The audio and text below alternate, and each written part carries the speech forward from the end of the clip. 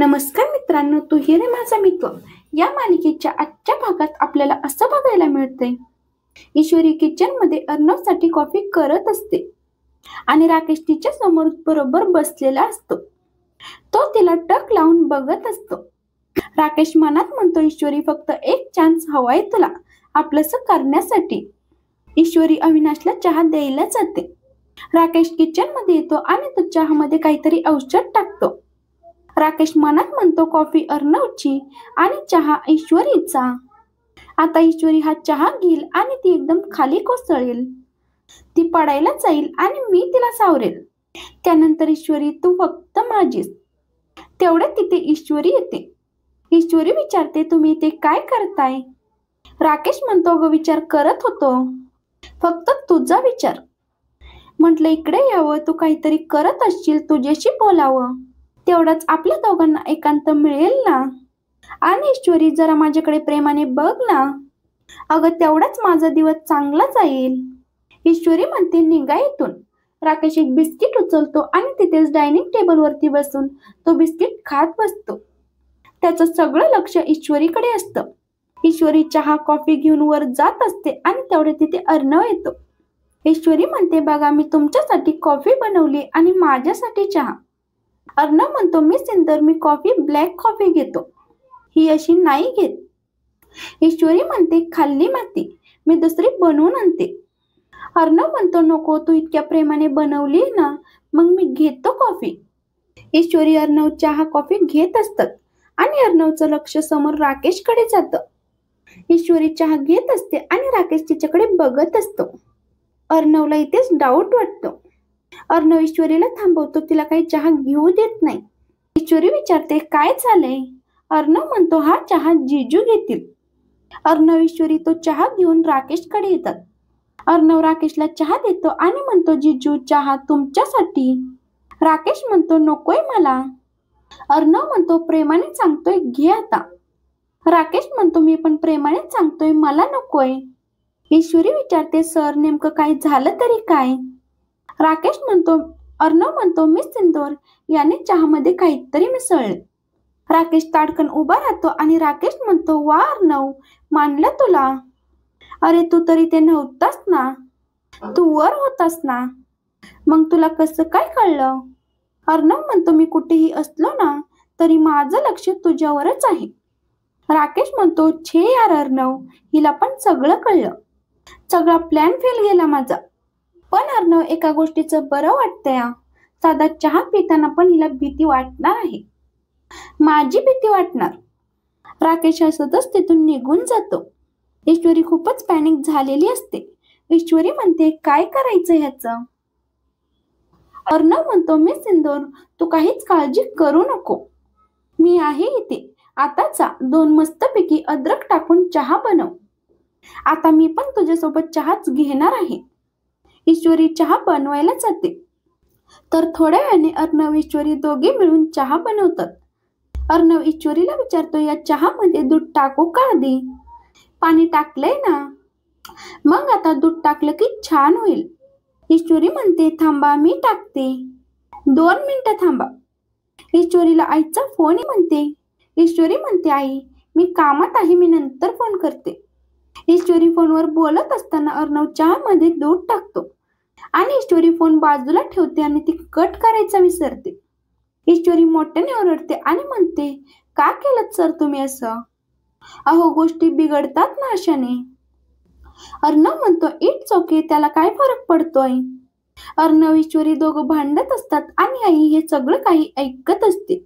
आईचा गैरसमज होतो आणि आईला खूप टेन्शन येतं. आई मोठमोठ्याने ओरडते आणि म्हणते, इशू काय झालंय तिथे? काय सांगशील का नाही मला? इशू तो फोन घेते. आई विचारते, इशू बाळा, अगं झालं तरी काय? ईश्वरी म्हणते, आई मी नंतर सांगते तुला, सगळी गडबड झाली. ईश्वरी फोन ठेवून देते. आईला एकदम काळजी वाटते. तिथे नेमकं काय झालं असेल, कशी गडबड झाली असेल, या टेन्शन मध्ये आई असते. तर इकडे ईश्वरी म्हणते की, सर प्लीज तुम्ही शांतपणे जाऊन समोर खुर्चीवर बसा, मी चहा बनवते आणि आणून देते. अर्णव ठीक आहे म्हणतो आणि तो डायनिंग टेबलवरती जाऊन बसतो. आणि ईश्वरी पुन्हा चहा बनवायला घेते. तर इकडे ईश्वरीची आई खूप टेन्शन मध्ये असते. नम्रता तिच्याकडे येते. नम्रता विचारते, आई अगं झालं तरी काय? आई म्हणते, नम्रता अगं आता मी ईशूला फोन केला होता, तेव्हा ती म्हणत होती की सगळी गडबड झालीये, सगळं बिघडून गेलंय. मला तर काही कळतच नाहीये की काय चालू आहे तिथे. अर्णवचा सुद्धा आवाज येत होता त्याच्यामध्ये. दोघं भांडत तर नसतील ना? नम्रता म्हणते, आपण काल तर फोटो बघितले होते, दोघं छान होते, आनंदात होते, दोघं छान एकमेकांना भरवत होते. मग नेमकं काय झालं असेल? सुप्रिया म्हणते, मला खूप टेन्शन येते. ते तिच्यासाठी नवीन घर आहे, नवीन वातावरण आहे, आणि त्या घरात त्या दोघांचं पटत नसेल तर? नम्रता म्हणते, आई इथे बसून विचार करण्यापेक्षा आपण तिकडेच जाऊन बघून येऊ आणि काय झालंय ते तिला स्पष्टपणे विचारू. सुप्रियाला हे पटतं आणि दोघेही लगेच ईश्वरीच्या घरी जायला निघतात. तर इकडे ईश्वरी चहा बनवते आणि अर्णवला देते. ईश्वरी म्हणते, सर तो राकेश कधी काय करेल ना काहीच सांगता येत नाही, मला तर खूप टेन्शन वाटते. अर्णव म्हणतो, काहीच टेन्शन घेऊ नको, मी आहे. तेवढ्यात तिथे अविनाश येतो. अविनाश म्हणतो, ईश्वरी काही चहा बनवला होतास तू? सॉरी, तुम्ही काही महत्वाचं बोलत होता का? नवरा बायकोच्या पर्सनल स्पेस मध्ये मी इंटरफेअर केलंय का? ईश्वरी म्हणते, नाही हो मामा, अहो जिथे अर्णव सर असतात ना तिथे तिथे त्यांची स्पेस असते. तिघं छान गप्पा मारत चहा घेत असतात. अविनाश म्हणतो, नवरा बायकोच्या भांडणात कुणीही पडायचं नसतं, आणि सुखी संसाराचं गुपित म्हटलं तर तेवढ्यात तिथे वल्लरी येते. वल्लरी म्हणते, सुखी संसाराचं गुपित का? सुखी संसार करणं काही सोपी गोष्ट नाहीये. लग्न करणं आणि सुखी संसार करणं या दोन वेगवेगळ्या गोष्टी आहेत. ईश्वरी म्हणते, मामी अगदी बरोबर बोललात तुम्ही. सुखी संसारात नवरा बायको एकमेकांना समजून घेतात आणि हळूहळू एकमेकांना सावरत सगळं काही जमतं. वल्लरी म्हणते, हो का? 30 वर्षे सुखाने संसार केल्यानंतर आता मी तुझ्याकडे क्लास लावतीये. सुखी संसार कसा करायचा त्याचा, तूच मला आता सगळं काही शिकव. ईश्वरी म्हणते, मामी मी फक्त एवढंच सांगत होते. संसार आणि गोड पदार्थ हे गरजेपेक्षा जास्त गोड असून चालत नाही. अविनाश वल्लरीला म्हणतो, तुझ्या बोलण्यात कधी गोडवा येईल ना याची काळजी घेत जा वल्लरी. वल्लरी चिडूनच तिथून निघून जाते. तर अर्णव अविनाशला म्हणतो, मामा त्या राकेशवरती लक्ष ठेवावं लागेल, त्याची हिंमत खूप वाढत चालली. अविनाश म्हणतो, हो ठेवू आपण लक्ष. अविनाशला आठवतं की अंजलीला राकेशच दवाखान्यात घेऊन जाणार आहे. अर्णव अविनाशला सांगतो की हो गाडी पाठव आणि ड्रायव्हरला सांग की त्या दोघांवरती लक्ष ठेवायला. ते तिघं गप्पा मारत चहा घेतात. तर थोड्या वेळाने नम्रता आई ईश्वरीला भेटायला घरी येतात. ईश्वरी आईला भेटते आणि खूप खुश होते. ती आईला मिठी मारते आणि म्हणते, नमो ताई. आई तुम्ही दोघी अचानक कशा काय येते? आई म्हणते, ईश्वरी तू दुसरा कुठला पर्याय ठेवला नाही म्हणून यावं लागलं. ईश्वरी विचारते, म्हणजे? नम्रता म्हणते, काही नाही ग, आईला आठवण येत होती ना म्हणून आम्ही इथे आलो.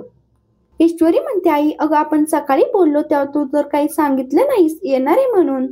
आई म्हणते, ईशू तुझ्या मनात काही असेल ना तर ते लपवून ठेवू नको, जे काही असेल ते सगळं सांग मला, तू बोलून मोकळी हो.